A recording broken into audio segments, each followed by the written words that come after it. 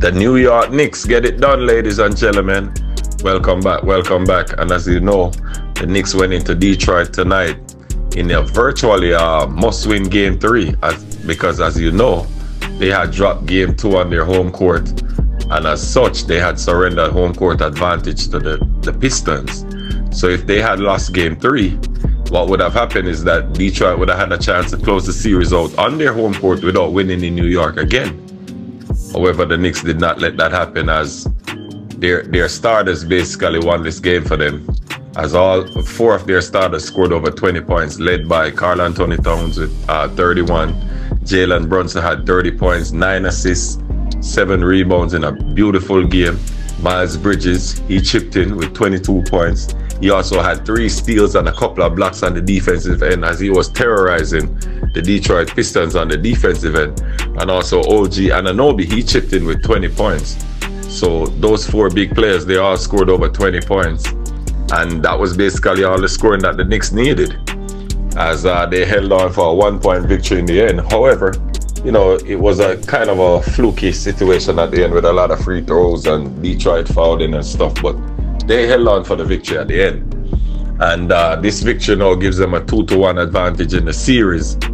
And if you look at it, after Game 2, Coach Tom Thibodeau, he had complained bitterly about the referees not calling fouls on Jalen Brunson. And tonight, the Knicks, you know, they ended up shooting 29 free throws as compared to the Pistons 27.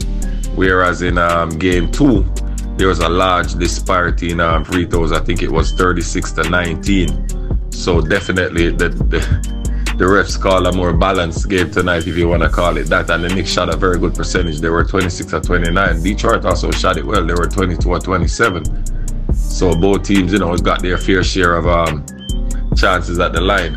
But the big difference in this game was down the stretch, and Jalen Brunson, he definitely showed why he won Clutch Player of the Year this year, because as you know, he had just picked up the award for Clutch Player of the Year in the NBA this year.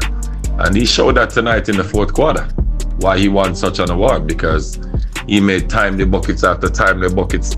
At one point, the Knicks had led by as many as 11, 102-91. And then the Detroit Pistons, they went on a ferocious run. And at a couple of different stages, they had cut the lead down to 3 points. I think 3 is the closest they got. But every time they got close, it was Jalen Brunson who would make big, timely buckets to fight them off. And in the end, that proved to be the difference in the game. So these 2 teams now will shift their focus into Game 4. And as you look at it, there's been a lot of chippiness in this series, because what Detroit has tried to do is play it physical. There's a little altercation there in the game where Karl Anthony Towns ended up, you know, he jumped in the middle of a scuffle trying to stand up for Mitchell Robinson. So it was nice to see that the Knicks, I think initially in the first game or 2, they were a little bit caught off guard by the physicality of Detroit, and definitely in Game 2 they were beat up a little bit. I think tonight they were definitely up for the challenge. Karl Anthony Towns, as you know, he had a very quiet game in Game 2, where he did not score at all in the 4th quarter and ended up with only 10 points. He bounced back very strong today. He was very aggressive early, taking it to the rim, shooting his jumpers. You know, he was very aggressive looking for a shot tonight, and that's what the Knicks need to see out of Karl Anthony Towns.